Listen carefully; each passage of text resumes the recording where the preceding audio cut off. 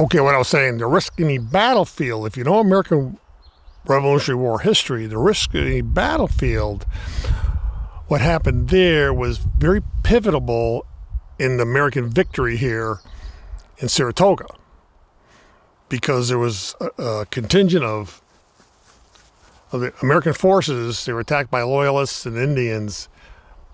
The Americans were wiped out.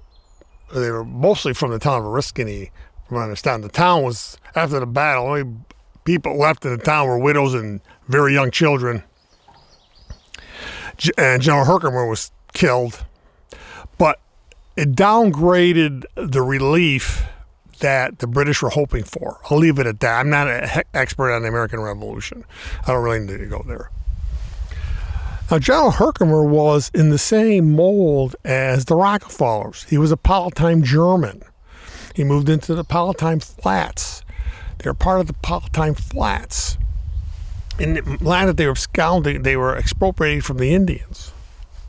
But Herkimer made a fortune in the American frontier.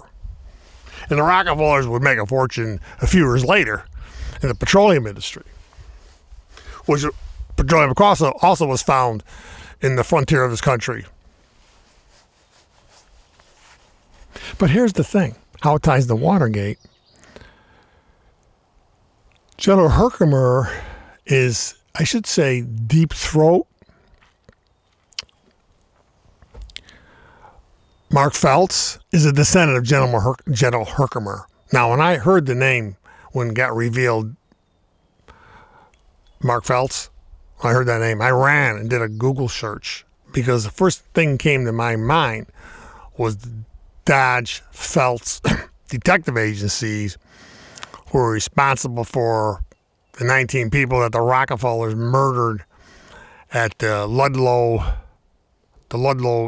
massacre, where the Rockefellers became terrorists. They put their machine gun fire on, well, I should say their goons, led by the Dodge Feltz Detective Agency, put their machine gun fire on wives, mothers, and babies, and killed 19 of them, and I don't know how many others. It was a form of terrorism, because the Rockefellers wanted to send a message to striking workers. Well, if we can't stop the strikers with gunplay, then we'll kill your family members.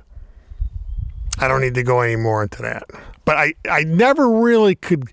I should do more research on this connection between this history of the Feltz family, but I'm so overwhelmed with other research projects. Yeah, that's how it ties to Watergate.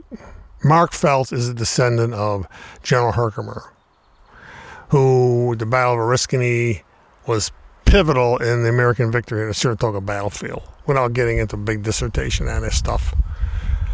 Wow, I did it. I did it. That's why it's so hard to understand the Kennedy assassination. You have to understand 4 centuries of history and how these people, and I mentioned Abraham Tenbrook. Now, his son married another one of Phil Schuyler's daughter. So the Hamiltons and the Tenbrooks were intermarried. They were the lords and patrons of the Hudson River Valley. So the Armin McCarthy hearings, of which Bobby Kennedy was a part of, but he's disingenuous about it. He doesn't want to bring that history back. He doesn't mention it in the book, but he was part of it.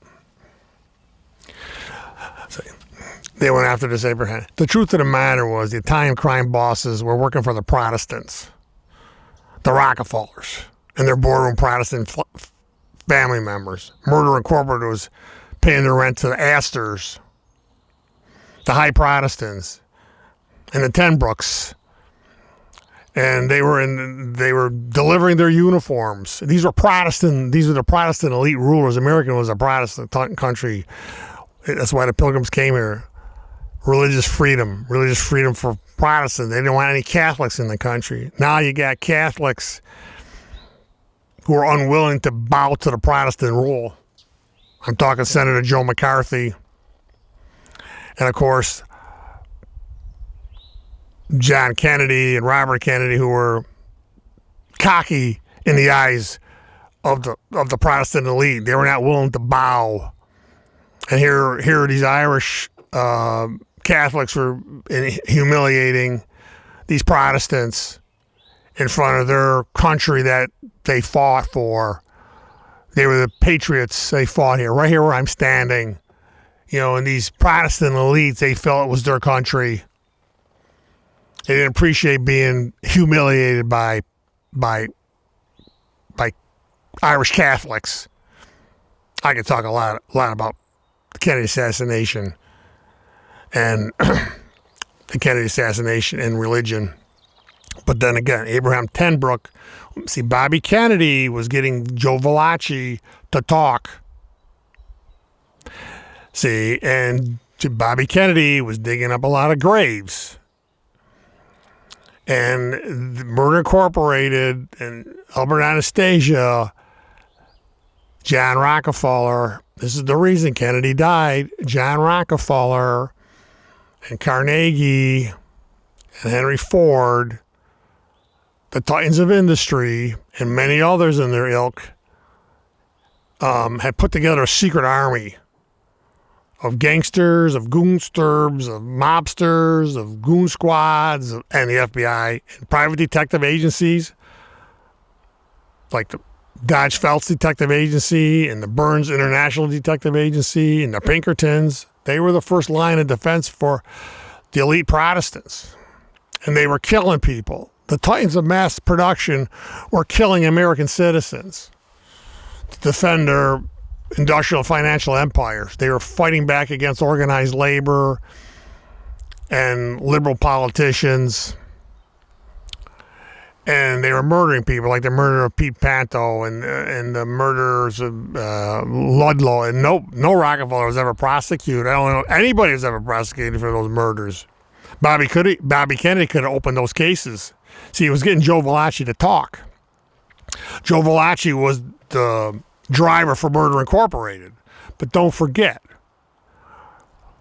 the landlords for Murder Incorporated were the Astors, the Waldorf Astoria, and also the Vanderbilts.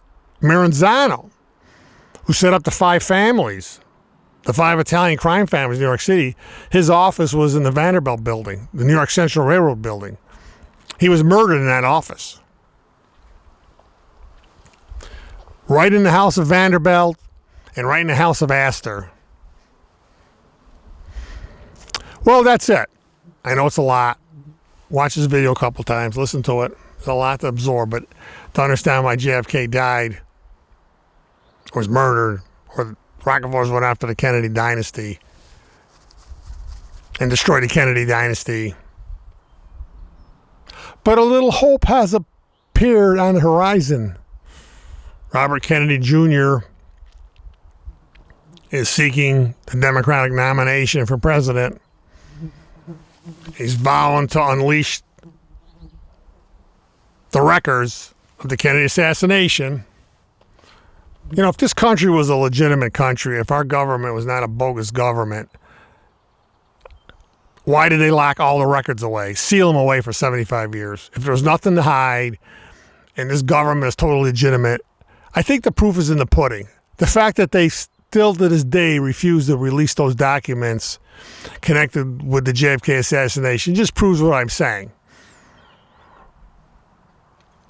That the Rockefellers were the boss of the Washington hand puppet stage.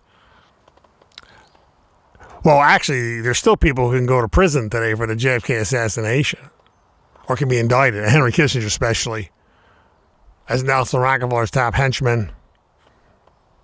You know, he was right in the middle of Watergate, but he come out unscathed. Well, that's what happens to the Rockefellers and their agents.